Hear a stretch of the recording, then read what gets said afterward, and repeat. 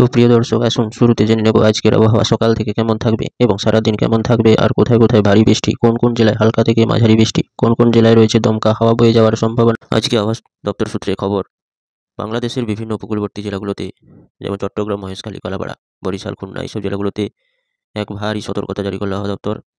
কনকনে জাঁকিয়ে শীত পড়া একটা জোরালো পূর্বাভাসও দিয়েছে আবহাওয়া দপ্তর।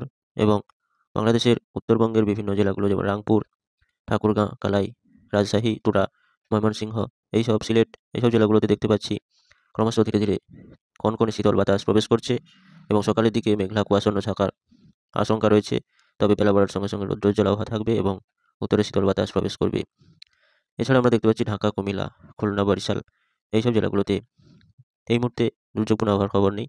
তবে দেখতে পাচ্ছি বঙ্গোপসাগরে নতুন করে এক ঘূর্ণাবর্ত সৃষ্টির সম্ভাবনা রয়েছে এবং এই ঘূর্ণাবর্তটি কতটা জোরালো আকার ধারণ করে এবং তা কতটা শক্তিশালী হয়, তার প্রভাবে কতটা প্রভাব পড়বে কোন উপকূলে, তা পরবর্তী আপডেট জানিয়ে দেওয়া হবে।